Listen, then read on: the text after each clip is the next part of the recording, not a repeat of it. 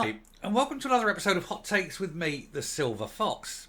Now, I have a story here that should strike fear into people. Certainly, it should get some people angry because this is a level of incompetence that is not just incompetent of itself, but which I think will undoubtedly it's going to have led to the deaths of people. People will have died because the SNP just have to be a bit different from England, and by being a bit different means they've screwed the pooch entirely and people will have died. I think it's when we look at this, you'll agree that this most likely will have happened, and it's all to do with cold winter payments. When you get a series of cold weather, those on benefits will get a little boost, £25 in England, to their benefits that week to cover the cost of heating. So if you get 7 consecutive days of zero or sub-zero temperatures, that automatically kicks in a payment, and you get this extra £25 to help subsidise the heating costs for your home. But to be different, Scotland said, no, look at us, we're different, we're better, we're brilliant. And they've increased that to £50. And that's all very fine and pleasant. But then that's where the problem lies. They're not automatically kicking in, and people weren't getting it until summer. Let's have a look. Now, as I say, this level of incompetence is serious. Vulnerable people, especially old people, will be very cautious about putting on their heating because they just can't afford to pay for it. And so they think, oh, well, yes, I will get my £50, but I don't want to do it until I get it because it might not come or whatever. And especially older people tend to be a bit more shrewd and careful with their money. And so they will have refused to put on or insufficiently put on heating. For an old person, a room must be kept at around a minimum of about 19 degrees. Younger people can get away with 17 or 18 and still not really suffer too badly. We're not talking about short periods, we're talking about extended periods. But for older people tend to need warmer climes, ideally 20, but sort of don't go much below about 18 or 19. Because it will cause problems. But of course, they might not be able to afford to do that. They might keep it on and just not freezing. But it won't help them. It will damage them. And so this will lead to death. This is down to incompetence of the SNP.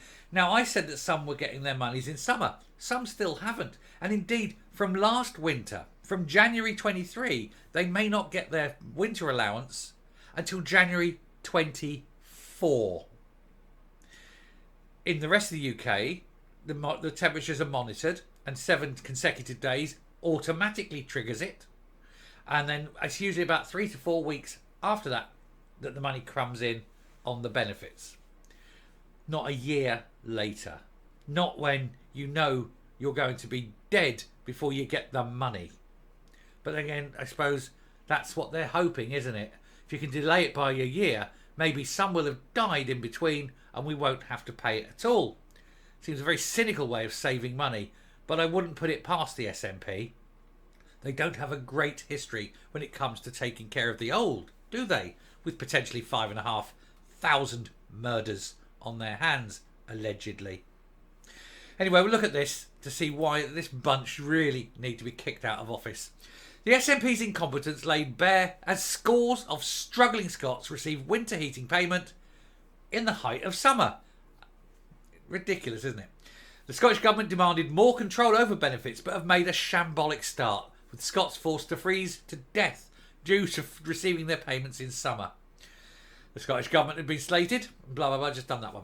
Anyway, this is cash given to those on benefit. This is the winter fuel allowance. It's given to those on benefits and low incomes in Scotland and was changed to make it different from Westminster. From 2022-23, all those on low incomes were eligible for a £50 winter payment.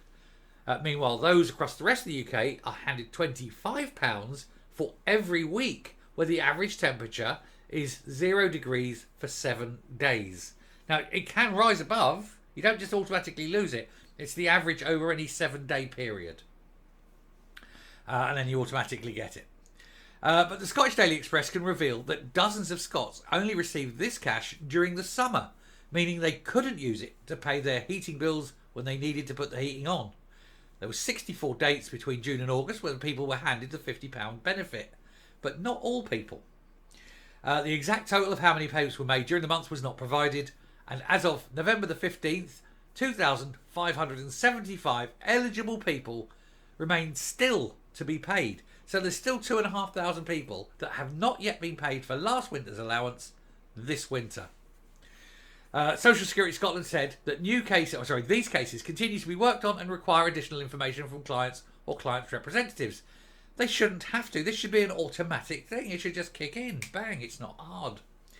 400,000 payments have been issued overall for winter heating payments by that time, but not when it was needed.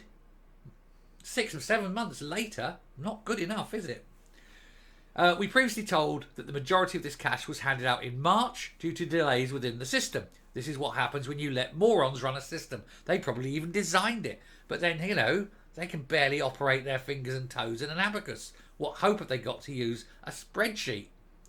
This meant that freezing Scots struggled to afford heating their homes. The SNP executive have promised that all payments will be made by January the 24th. By January 2024. So all of winter will be paid halfway through. All of last winter will be paid halfway through this winter. It's stunning and so efficient, isn't it? How many people have been employed to try and sort out this mess? This mess which shouldn't even happen. Automate the system. You just simply automate the system, and every morning it pings and it looks at a thing that says, has the last 7 days been sub-zero? Yes, generate the payment automatically, and off it goes. Off it goes. No, not the SNP way. Got to hire lots of people, got to make lots of mistakes, got to delay all the payments. You want to hope old people die in between. Meanwhile, old people are dying. Old people are dying. And not just old people, but people are dying. And that is the SNP through and through. They just don't care.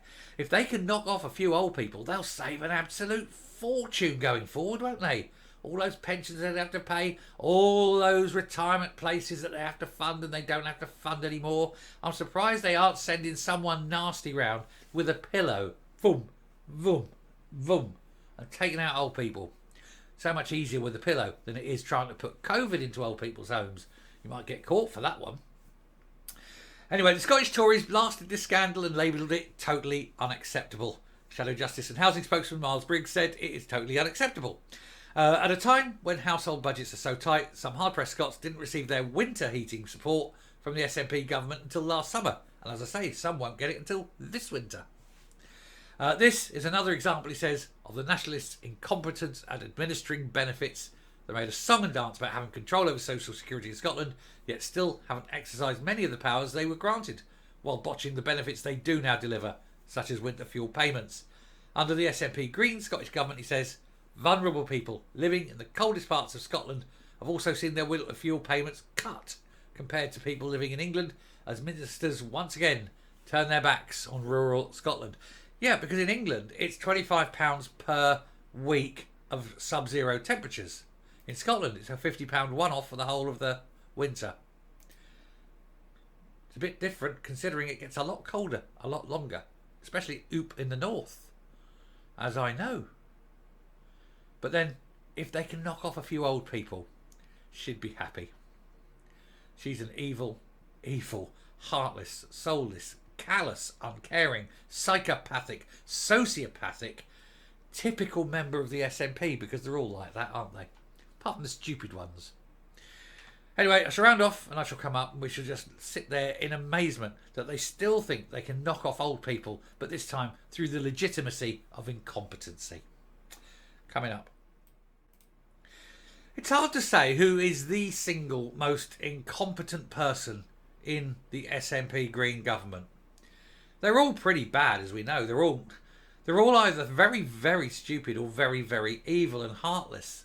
Some, both. Certainly Shona is probably the stupidest. Shona Roberts is probably the stupidest, the lowest IQ. I mean, literally, the IQ of a stick. Somerville, not bright, quite evil, heartless, I think. Not the stupidest, but certainly very cold fish. No consideration, no empathy, I think. Angus is just a blithering idiot, but he's a greedy blithering idiot, you know. You go on, you got Ross Greer, the most pretentious prick of the lot.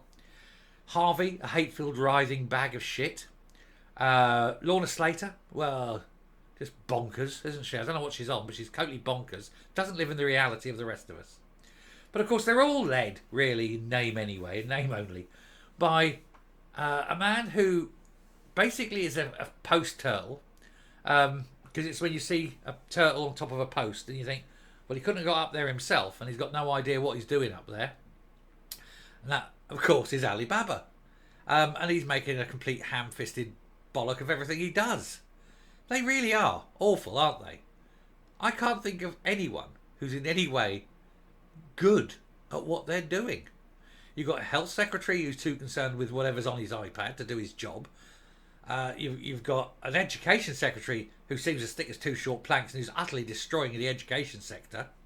You've got the Saturday girl who really just wanders around with a clipboard looking around wide-eyed and like, can't believe I've made it, but not actually doing anything. They're all bad. Not one of them.